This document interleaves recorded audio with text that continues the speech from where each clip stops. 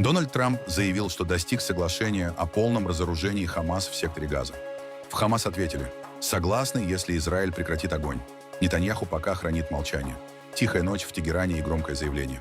Иран объявил, что Ормузский пролив останется закрытым, пока в регионе не воцарится спокойствие. Выбивание складов Wildberries продолжается. После атаки украинских дронов горит логистический центр в Волгограде, а в соседнем Татарстане из-за угрозы удара БПЛА впервые эвакуировали логистический центр «Озон». Тысячи мигрантов из Марокко штурмуют Испанию. В Мадриде заявляют, что поток нелегалов удалось остановить, а половину уже вернули домой. Куба отказывается от коммунистической экономики. Частный бизнес получает доступ к земле, топливу, лекарствам и туристической отрасли. А в Испании из-за лесных пожаров полностью выгорели плантации авокадо. А теперь об этом подробно и по делу. Это один день. Подпишитесь, поставьте лайк этому видео и оставьте свой комментарий. Заранее спасибо и начинаем.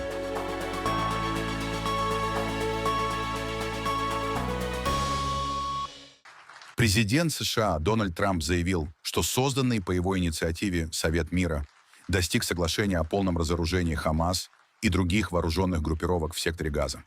По его словам, такие договоренности являются частью второго этапа американского мирного плана. Документ предусматривает поэтапное разоружение боевиков, после которого Израиль должен начать вывод войск из сектора Газа. Сегодня Совет мира достиг исторического соглашения о полном разоружении Хамас и всех других вооруженных группировок в секторе Газа. Это важнейший шаг на пути к прочному миру и безопасности. Это соглашение – ключевой этап на пути к тому, чтобы сектором Газа наконец начало управлять новое палестинское правительство, которое будет тесно сотрудничать с Советом мира ради помощи палестинскому народу. В то же время Израиль получит заслуженные гарантии безопасности, а Газа больше не будет использоваться как плацдарм для террористических атак. Это важная веха в реализации плана Трампа из 20 пунктов. Выполнение соглашения будет проходить поэтапно в соответствии с тщательно разработанным планом. По мере завершения разоружения израильские войска будут выводиться, а международные силы по стабилизации совместно с новой палестинской полицией возьмут на себя ответственность за обеспечение безопасности жителей Газы и ее соседей. Еще год назад здесь шла ожесточенная война, продолжался гуманитарный кризис, а заложники находились в жестоком плену. Нам удалось добиться исторического прогресса, однако впереди еще много работы. Я хочу поблагодарить посредников Египет, Катар и Турцию за их важные усилия, а также особенно отметить мою выдающуюся команду, чья неустанная работа сделала возможным этот исторический прорыв. Угроза, которая возникла со стороны Газа 7 октября, никогда больше не сможет возродиться. В соответствии с этим соглашением, сектор Газа наконец перейдет под управление нового палестинского правительства, которое будет служить своему народу. Поздравляю всех с этим выдающимся событием, которое, как утверждали многие, было невозможно осуществить. Дональд Трамп, президент Соединенных Штатов Америки. По данным BBC, руководство Хамас уже согласилось на условия сделки и готовит официальное заявление. При этом Израиль соглашение пока не комментирует. Ранее израильские представители заявляли, что предложенные условия не полностью отвечают требованиям безопасности страны и сомневались в готовности Хамас отказаться от оружия. Одной из ключевых причин нынешних договоренностей стало давление после почти 3 лет войны, которая началась с нападения Хамас на Израиль 7 октября 2023 года. Мирный план предусматривает жесткий механизм проверки выполнения обязательств. Ни одна из сторон не сможет перейти к следующему этапу, пока другая не выполнит свои условия. В Каире в ближайшее время должна состояться новая встреча посредников, где обсудят практическую реализацию соглашения. Несмотря на то, что Совбез ООН признал Совет временным механизмом для координации восстановления Газы до 2027 года, инициатива остается спорной. Правозащитные организации критикуют ее за отсутствие палестинского представительства и считают, что она подменяет роль Организации Объединенных Наций в урегулировании конфликта. Жители сектора Газа с недоверием восприняли заявление Дональда Трампа о соглашении по разоружению Хамас. Люди, которые уже почти 3 года живут в палатках, говорят: сначала Израиль должен прекратить боевые действия, вывести войска и открыть гуманитарные коридоры. Мы не видели никакого соглашения. Говорят, что достигнута договоренность по 20 пунктам, но мы не увидели, чтобы был полностью выполнен хотя бы один из них. Ни один. Господин Трамп, начните со своей стороны. Добейтесь прекращения огня, остановите убийства и обеспечьте полный вывод израильской армии из сектора Газа. Мы не видим никакого соглашения, ничего из того, о чем говорит Трамп. Где все это? И я призываю президента Соединенных Штатов Дональда Трампа оказать давление на Израиль, чтобы он полностью вывел войска из сектора Газа. Тогда мы сможем жить достойно и вернуться в свои дома. Нужно также ускорить восстановление Газы, потому что уже 3 года мы вынуждены жить в палатках. Прежде чем говорить о соглашении о разоружении группировок и Хамас в Газе, сначала добейтесь вывода израильских войск. Пусть Израиль отведет свои силы, чтобы палестинский народ увидел, что намерения действительно серьезны и что все происходит честно. Пусть они хотя бы отойдут на километр или два к желтой линии, как это предусматривало соглашение 2025 года. Мы надеемся, что эти соглашения будут выполнены, что израильская армия уйдет из сектора Газа, и мы сможем вернуться в районы за желтой линией. Но, к сожалению, на практике этого не происходит. Все, что мы слышим, это только заявления в СМИ. Даже результаты первого этапа так и не были реализованы. При этом уже говорят о втором этапе и ведут переговоры по нему. Но где итоги первого этапа? Где открытие пограничных переходов? Где гуманитарная помощь? Где возможность для больных выехать на лечение? Где восстановление? Где возвращение вынужденных переселенцев? Где вывод израильских войск с нашей земли в секторе Газа? Ничего из этого до сих пор не выполнено. Иран объявил о полном закрытии Ормузского пролива, одного из важнейших маршрутов мировой торговли нефтью. Организация по управлению водными путями Персидского залива заявила, что движение всех судов прекращено из-за продолжающихся ударов США по территории страны. В Тегеране подчеркнули, ограничения будут действовать до тех пор, пока в регионе не восстановится стабильность и спокойствие. После этого проход судов обещают возобновлять постепенно. Ранее корпус стражей Исламской революции остановил 2 нефтяных танкера, которые, по утверждению Тегерана, пытались пройти под прикрытием американских военных кораблей и проигнорировали предупреждение. Еще 4 судна, как заявляют иранские военные, развернулись. Одновременно появились сообщения, что США задержали в проливе танкер со сжиженным газом из Катара, направлявшийся в Пакистан. Тем временем в Иране за ночь не зафиксировано ни одного авиаудара. А вот Кувейт сообщил о перехвате иранских беспилотников, атаковавших военные объекты. А американские СМИ пишут, что Вашингтон и Израиль обсуждают возможность экономической блокады Ирана уже не только с моря, но и по суше. Позже сегодня Дональд Трамп соберет экстренное заседание Кабинета министров в Кэмп-Дэвиде, где одной из главных тем станет дальнейшая стратегия США в противостоянии с Ираном. Президент США Дональд Трамп заявил, что пока не принял решение о предоставлении Украине лицензии на производство ракет для американских систем ПВО Patriot. В интервью Financial Times он подчеркнул, что Вашингтон сейчас изучает этот вопрос, однако речь идет об исключительном оружии. Поэтому США очень осторожно подходят к передаче технологий и крайне редко выдают подобные лицензии. Заявление прозвучало спустя 2 дня после встречи Трампа с Владимиром Зеленским в Белом доме. Украинский президент сообщил, что стороны обсуждали усиление противовоздушной обороны и защиту от российских баллистических ракет. Именно комплексы Patriot сегодня остаются единственной системой, способной эффективно перехватывать такие цели. При этом Трамп вновь подчеркнул, что его главная цель – не поставки нового оружия, а прекращение войны. Одновременно он подтвердил, что уже в августе Киев впервые посетят его специальные представители – Стив Уиткоф и Джаред Кушнер. Их визит должен стать продолжением переговоров, состоявшихся во время встречи Трампа и Зеленского в Вашингтоне. Волгоград этой ночью стал главной целью массированной атаки украинских беспилотников. Под удар попал нефтеперерабатывающий завод «Лукойл Волгоград-нефтепереработка». После попаданий на предприятии вспыхнул пожар, а на заправках города образовались очереди за бензином. Украинский генштаб заявил, что это один из крупнейших российских НПЗ, который производит топливо, в том числе для нужд армии. Никогда такого не было, и вот опять. 31 июля Волгоград. Прилетел по НПЗ, и вот опять на всех заправках почти такая фигня. Проехал штук 6 или 7 лукойловских везде так. Ой, как уже этот освободительный поход. По данным российских властей, в Волгограде также повреждены жилые дома. Погибла 1 женщина, еще 8 человек получили ранения. После ударов украинских дронов загорелся и логистический центр Wildberries. В компании сообщили, что сотрудников успели вывести, никто не пострадал. На работу я сегодня не иду. Атаковали ВБ. Блять. Как же заебало все. В соседнем Татарстане из-за угрозы атаки украинских беспилотников впервые эвакуировали логистический центр «Озон», второго по величине маркетплейса России после Wildberries. Сотрудников вывели за несколько минут, пострадавших нет, склад не поврежден и уже возобновил работу. На видео очевидцев видно, как дрон взрывается неподалеку от комплекса. В Зеленодольске склады «Озон» и Wildberries расположены рядом, поэтому пока не ясно, какой именно объект был основной целью атаки. Президент Украины Владимир Зеленский заявил, что удары по НПЗ и логистическим центрам являются частью кампании по уничтожению инфраструктуры, которая обеспечивает российскую военную агрессию.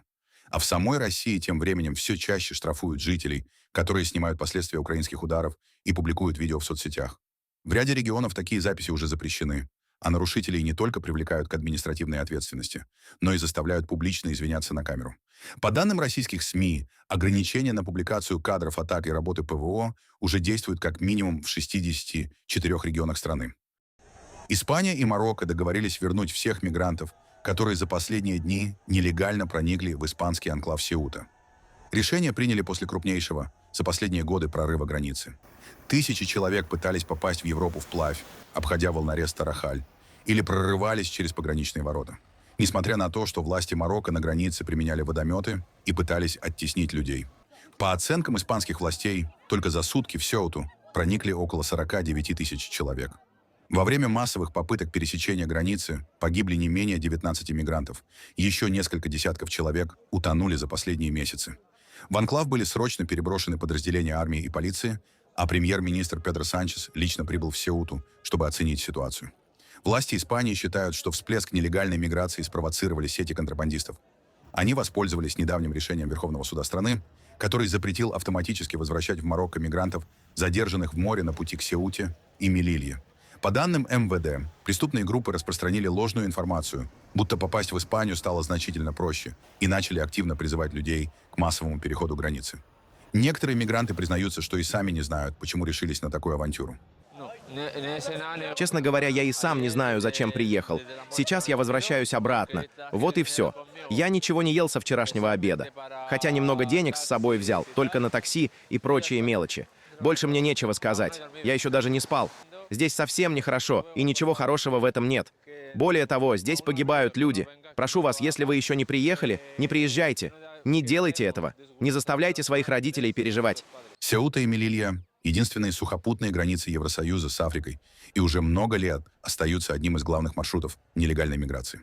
На фоне экономических проблем, нестабильности в странах Африки и активности перевозчиков давление на границу продолжает расти.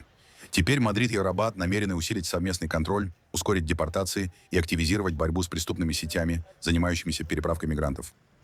Самолет дальнего радиолокационного обнаружения «Авакс», который называют «глазами НАТО», впервые приземлился на авиабазе Лиелварде в Латвии. Это один из ключевых самолетов Альянса. Благодаря мощному радару он способен одновременно обнаруживать сотни воздушных и морских целей на расстоянии в несколько сотен километров, координировать действия авиации и систем ПВО, а также в режиме реального времени передавать данные командованию. В НАТО заявили, что размещение «Авакс» в Латвии повысит оперативную гибкость и готовность сил Альянса на восточном фланге. Самолет будет использоваться для контроля воздушного пространства над странами Балтии и акваторией Балтийского моря на фоне сохраняющейся напряженности у границ с Россией и Беларусью. Самолет НАТО «Авакс» впервые приземлился на авиабазе Лиелварде в Латвии. Это важный шаг вперед для нашей команды и реализации нашей цели. Использовать как можно больше авиабаз стран Альянса, чтобы повысить оперативную гибкость и устойчивость. Самолеты «Авакс» играют важную роль в обеспечении безопасности НАТО. Мы предоставляем Альянсу возможности командования и управления боевыми действиями и связи, а также защищаем воздушное пространство союзников благодаря возможностям воздушного и морского наблюдения. Куба отказывается от коммунистической экономики. Частный бизнес получает доступ к земле, топливу, лекарствам и туризму. Национальная ассамблея Кубы одобрила новые экономические изменения. Частным компаниям разрешат импортировать топливо и медикаменты. Землю станет проще использовать в коммерческих целях. В туристическую отрасль допустят частный капитал. Для режима, десятилетиями контролировавшего практически каждую сферу жизни, это революционный разворот. Президент Кубы Мигель Диас-Канель заявил, реформы не навязаны США и не являются уступкой Вашингтону. По его словам, это суверенное решение Гаваны. Как мы уже заявляли, я хочу еще раз со всей определенностью это повторить. Эти изменения проводятся не для того, чтобы угодить Соединенным Штатам, и не являются результатом каких-либо требований, выдвинутых в ходе ограниченных переговоров, которые мы вели в этот период. Это суверенное решение Кубы. То есть Куба пытается сохранить коммунистическую власть, отказавшись от коммунистической экономики. Попытка повторить успех Китая и не повторить неудачу советской перестройки. Формально Гавана не объявляет об отказе от коммунизма, но выглядит происходящее как его вынужденный демонтаж. Фактически государство признает, централизованная система не справляется, экономика разваливается, и теперь власти вынуждены обращаться за помощью к предпринимателям и к тем, кого десятилетиями подозревали в угрозе революции. Существуют обоснованные и реальные опасения по поводу пределов роста частного капитала и сосредоточения богатства и капитала в руках одного человека. Мы не собираемся вводить хищнический капитализм или проводить массовую приватизацию национальных активов, как опасаются некоторые. Эти реформы преследуют совершенно иные цели. Приватизации здравоохранения, образования, науки, культуры и стратегически важных для страны услуг не будет. И это необходимо предельно ясно обозначить.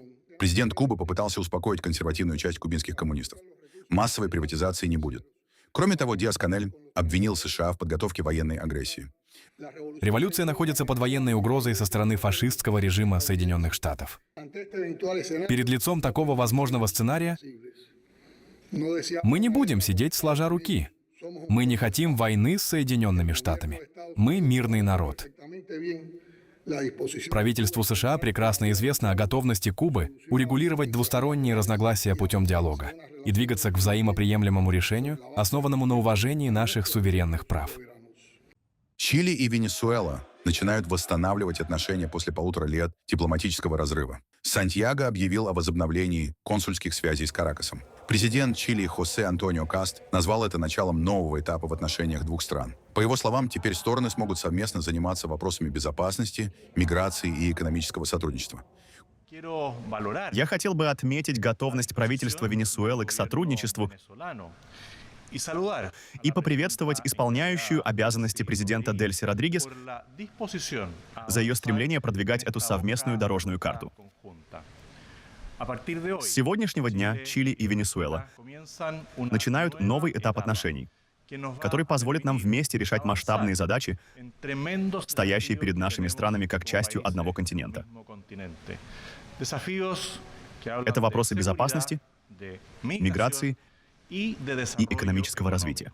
Консульские отношения между странами были разорваны в начале прошлого года. Одной из главных причин напряженности стал миграционный кризис. За последние годы Чили приняла сотни тысяч венесуэльцев, покинувших страну из-за политической и экономической ситуации. Несмотря на возобновление консульских контактов, о полном восстановлении дипломатических отношений между Каракасом и Сантьяго пока не сообщается.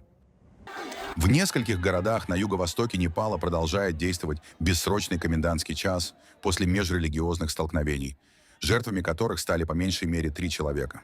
По данным властей, конфликт между индуистами и мусульманами вспыхнул во время религиозного мероприятия из-за спора о громкой музыке и религиозных флагах. Инцидент перерос в массовые погромы. Участники беспорядков перекрывали дороги горящими покрышками, поджигали здания, автомобили, полицейские участки и государственные учреждения. Для восстановления порядка в регион перебросили подразделения армии и вооруженной полиции.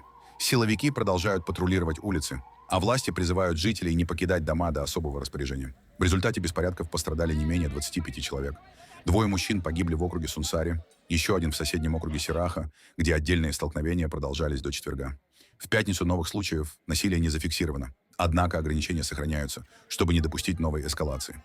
Премьер-министр Непала Балендра Шах призвал жителей сохранять спокойствие и не допустить дальнейшего обострения ситуации. По меньшей мере 34 человека погибли в результате взрыва на угольной шахте в пакистанской провинции Белуджистан. По данным властей, под землей в момент аварии находились 36 горняков. Спасателям удалось поднять на поверхность большинство погибших, еще 2 шахтеров продолжают искать. По предварительной версии, причиной трагедии стал мощный взрыв метана, который обрушил сразу 2 соседние шахты горнодобывающего комплекса. Спасательная операция продолжается на глубине более 1200 метров. Власти начали расследование причин аварии. Число погибших в результате мощного землетрясения на юго-западе Японии возросло до 35 человек. Об этом сообщил генеральный секретарь Кабинета министров Минору Кихара. Большинство жертв оказались под завалами бумажной фабрики и торгового центра Айон, где после подземных толчков, предположительно, произошел взрыв газа. По данным полиции, к вечеру вчерашнего дня из торгового центра Айон Молл Кумамото достали 11 человек. 7 из них впоследствии были признаны погибшими. Мы задействовали служебных собак полиции префектуры Кумамото. кинологические подразделения полиции Токио и поисково-спасательных собак сил самообороны Японии, чтобы окончательно убедиться, что внутри здания больше не осталось людей. На целлюлозно-бумажном комбинате Nippon Paper в Яцусира достали 11 человек. Из них 9 были признаны погибшими. После того, как совместно с профильными ведомствами было подтверждено, что на объекте больше нет людей, нуждающихся в спасении, поисково-спасательная операция была завершена. Принимая во внимание, что с момента бедствия приближается 72-часовой рубеж, мы продолжим в тесном взаимодействии с полицией, пожарными службами и силами самообороны, а также при координации с профильными министрами проводить максимально тщательные поисковые работы, чтобы убедиться, что не осталось ни одного человека, нуждающегося в спасении. Спасательная операция продолжается уже 3-й сутки. В разрушенном торговом центре работают тяжелая техника, кинологи и поисково-спасательные подразделения. Спасатели проверяют, не остаются ли под завалами люди. Из зоны бедствия эвакуированы около 10 тысяч человек. Без электроэнергии остаются 4,5 тысячи домов, почти 79 тысяч домохозяйств остаются без водоснабжения. Власти рассчитывают восстановить электроснабжение уже к вечеру, поскольку в ближайшие дни в регионе ожидается почти 40-градусная жара. Сильные ливни и снегопады продолжают испытывать Чили. На юге страны подтоплены жилые кварталы. В городе Ла-Унион жители передвигаются по улицам на каяках и пытаются спасти имущество, поднимая мебель на поддоны. По данным местных СМИ, повреждены почти 20 домов. Все произошло настолько быстро, что я не успела ничего вынести. Сейчас мы пытаемся спасти хоть что-то. Выносим вещи, поднимаем мебель, хотя она уже полностью промокла, в надежде сохранить хотя бы часть имущества. Тем временем на севере страны, в регионе Атакама, из-за сильных снегопадов оказались отрезаны от внешнего мира фермерские хозяйства. Военные и спасатели расчищают дороги тяжелой техникой и доставляют животноводам корм для скота. Власти продолжают ликвидировать последствия непогоды и оказывают помощь пострадавшим районам. Лесные пожары в Испании уничтожают не только леса, но и сельскохозяйственные угодья. В провинции Кастильон полностью выгорела плантация авокадо, урожай с которой должны были начать собирать уже в ноябре. Огнем охвачено почти 10 тысяч гектаров, часть из которых – сельхозземли. По оценкам Фермерского союза, владельцы потеряли не только нынешний сезон. На восстановление деревьев и возвращение к полноценному плодоношению уйдет не менее 4-5 лет. Фермеры потеряли урожай, который обещал быть очень хорошим. При цене авокадо от 2,5 до 3 евро за килограмм ущерб от уничтожения целой плантации огромен. Для наших производителей это очень серьезный удар. На таких участках, как этот, потерян урожай нынешнего года. Но будут потеряны и урожаи следующих 4-5 лет, до тех пор, пока владельцы не восстановят свои хозяйства и деревья снова не начнут плодоносить. По моим оценкам, сельскохозяйственные угодья составляют от 5 до 10% пострадавшей территории, поскольку весь периметр пожара затронул сельхозземли. Фермеры требуют от властей масштабной программы помощи и предупреждают, без государственной поддержки многие хозяйства не смогут восстановиться и будут заброшены. Между тем, пожар в провинции Кастильон остается активным, хотя спасателям удалось взять под контроль большую часть его периметра, а жителям нескольких эвакуированных населенных пунктов уже разрешили вернуться домой. Во Франции постепенно отменяют эвакуацию после одного из крупнейших лесных пожаров последних лет. Огонь, который больше недели бушевал на юго-западе страны, удалось локализовать. Тысячи жителей уже возвращаются домой. Кадры с дрона показывают масштаб разрушений. Выжженные леса, обугленная земля и огромные участки, уничтоженные огнем. При этом рядом с ними уцелели островки нетронутой растительности. По данным властей, нынешний сезон лесных пожаров уже стал самым разрушительным в истории страны. Площадь выгоревших территорий превысила показатели рекордного 2022 года. Тем временем на востоке Англии уже 3-й сутки продолжается крупный лесной пожар. Огонь охватил природный заповедник Данвич-Хит в графстве Саффолк, уникальную прибрежную территорию, где обитают редкие виды птиц и других животных. По данным пожарной службы, ситуацию удалось стабилизировать. Однако борьба с огнем продолжается. Из ближайших населенных пунктов эвакуировали жителей. Часть дорог остается перекрытой. Кадры с дрона показывают выжженные поля и дым, который до сих пор поднимается над местом пожара. Продолжает бороться с масштабными лесными пожарами и Турция. Министерство лесного хозяйства опубликовало кадры с нагрудной камеры пожарного, который ночью практически вплотную подошел к линии огня, чтобы не дать пламени распространиться дальше. Позже к тушению подключился вертолет, сбрасывавший воду прямо над работающими на земле спасателями. За последнюю неделю в разных регионах страны вспыхнули десятки природных пожаров. Из-за сильного ветра и низкой влажности огонь быстро распространяется, поэтому в нескольких районах юга и юго-запада Турции пришлось эвакуировать жителей. К тушению привлечены авиация, спецтехника и сотни пожарных. По словам специалистов, экстремальная жара и продолжительные засухи, которые становятся все более частыми в Средиземноморском регионе, значительно повышают риск возникновения и быстрого распространения лесных пожаров.